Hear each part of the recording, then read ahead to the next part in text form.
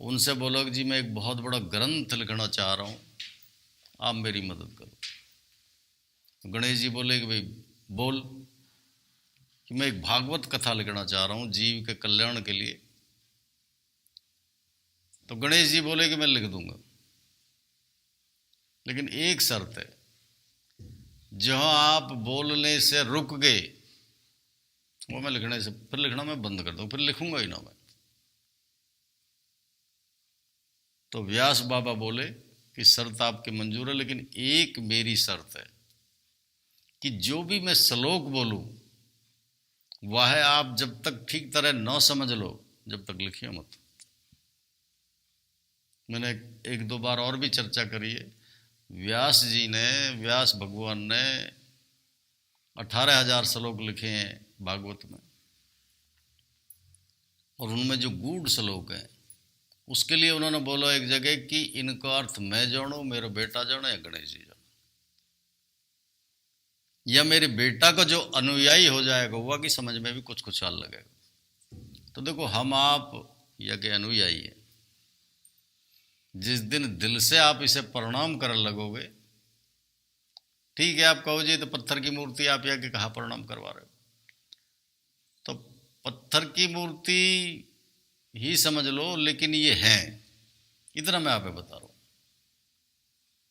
ये आज भी या ब्रह्मांड में मौजूद है। जिस दिन आप दिल से नमस्कार कर दोगे महामुनि है, स्वामी जी है, उस दिन आप है भागवत को जो रहस्य है, जो वो के गूढ़ चंद है श्लोक, जो गूढ़ श्लोक है, उनका अर्थ आपके समझ में ऑटोमेटिक आ लगे।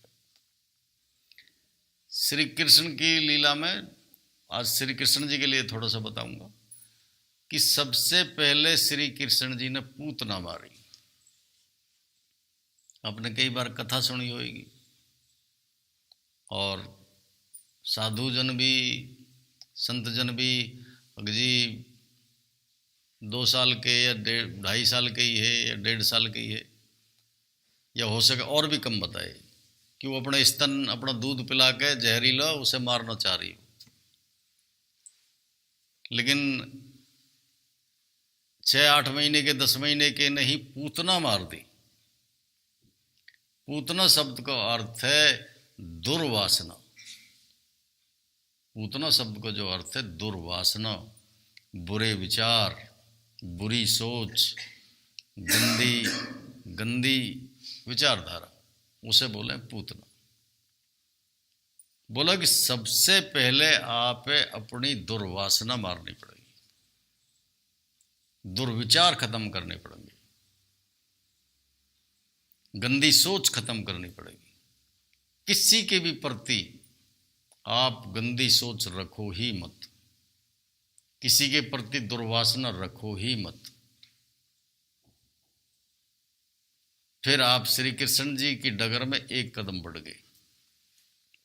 अगर आपने पूतना मार दी तो आप ये समझ लीजिए कि श्री कृष्ण जी जहाँ देश में रहें वह देश की डगर में आपने पहला कदम रख दिया, अगर आपने अपने गंदे विचार मार दिए। उसके बाद में फिर आपने सुना होगा कि जी अघासुर मारा, अघासुर नाम का राक्षस है वो मारा। अघा कहें छल को, अग माने छल, कि जो छल रूपी विचार है वो खत्म कर दिए, निश्चल हो गई। दूसरा कदम फिर वाके बाद बोला गया कि जी बकासुर मारा। बका, बक कहें बगुला, बगला का नाम आते ही हम आप सोचें कि बगला कहें कपटी, कि बगला भगत है। एक प्रसंग मैंने सुनाया भी आप एक बार, कि श्री हरि, श्री राम जी, लक्ष्मण जी, सीता जी जब वनवास में है तो वो चल रहे, एक दिन सर्दी का समय, तो एक जोहड़ा जंगल में, वहाँ इर्द गिर्द में थोड़े पेड़ झाड़ी, बड़ी अच्छी जगह ही। तो सीता जी ने बोले कि प्रभु थोड़ी सी चाल धीमी करो, बड़ा सुंदर जगह है, थोड़ा सा मन लग रहा। तो सीता जी ने देखो कि एक बगला है, वो बगला ने सूर्य की तरफ को तो कर रखी है चौच, और निगाह ऐसे कर रहा कि एक आंख बंद कर रहा है, कि एक निगाह ऐसे कर रहा है। और एक पैर दूसरे पे यूं लगा रखा। तो सूर्य के लिए राम भी बोला गया, सूर्य हम भगवान भी बोले है भी, मतलब भगवान ना है तो भगवान की बहुत बड़ी कृति है, रचना है, बहुत बड़ी रचना। अगर उसके बारे में आप कभी चिंतन करोगे तो आप कहोगे कि जी है क्या बवाल। बताऊंगा थोड़ा सा बाद में।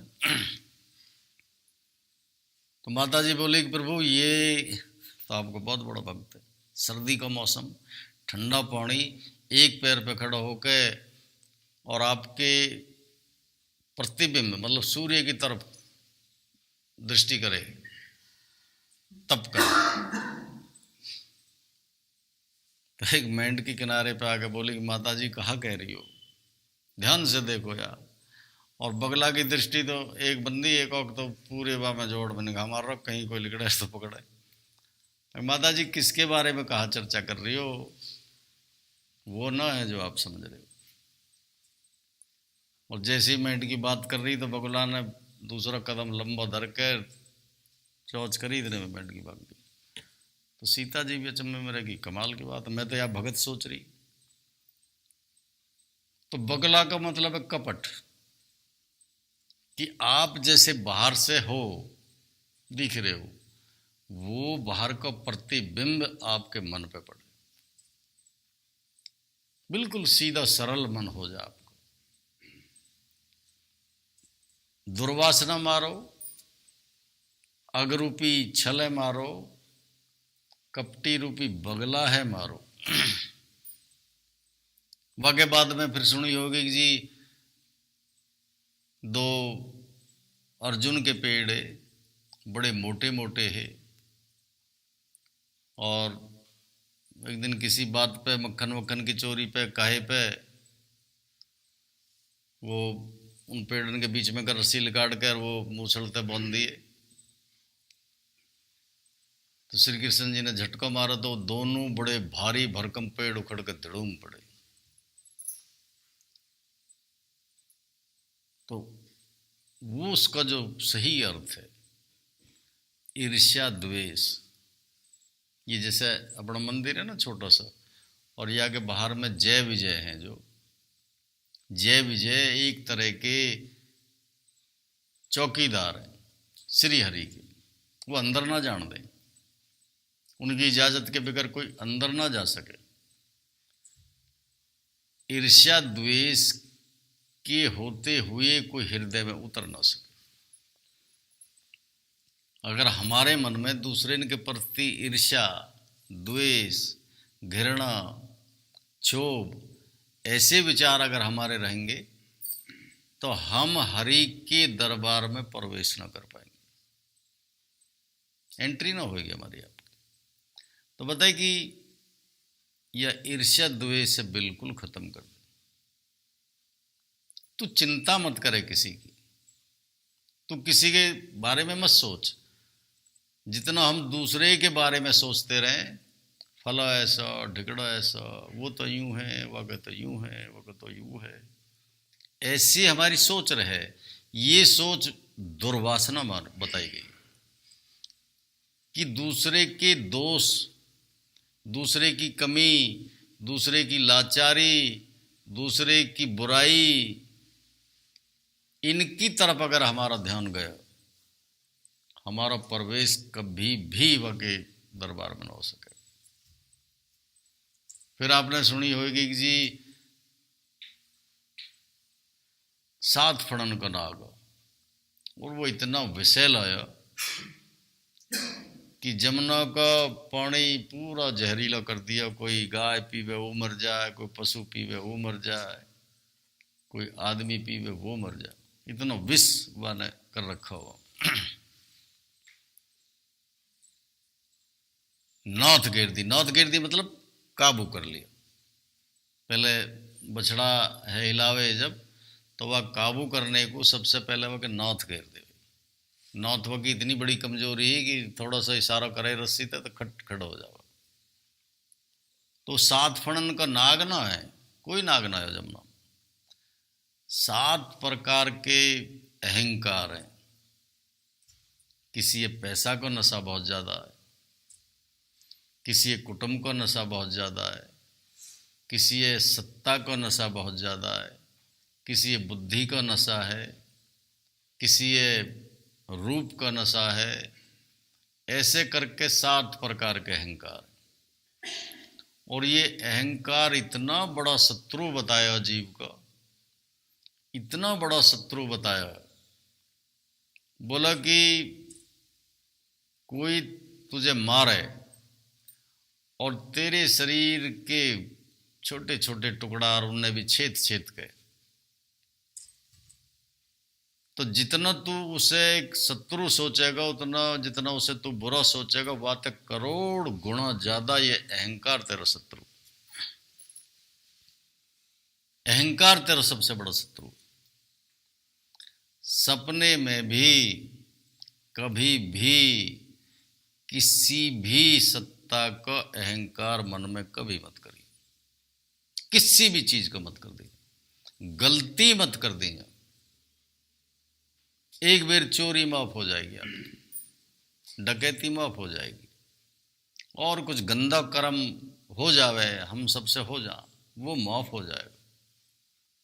लेकिन अगर आप पे किसी चीज का घमंड आ गो, किसी चीज का अभिमान आ गो, किसी चीज है देख के सुनकर आपको शरीर कुप्पा हो लगा, तो ऐसा बोला है कि अभिमान और भगवान बिल्कुल विरुद्ध, एकदम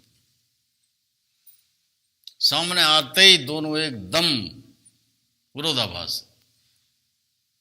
अभिमान का और भगवान का ऐसा बैर बताया कि जैसे दूध और छाछ का। टच होते ही सब कुछ खत्म, दूध को दूध तत्व खत्म हो जाएगा, कुछ और ही बन जाएगा, वो ना रहेगा जो है। उसके बाद भी जो उसकी और कथाएं उनने आप गौर से कभी पढ़ो या सुनने को भी आपके आती रहे में,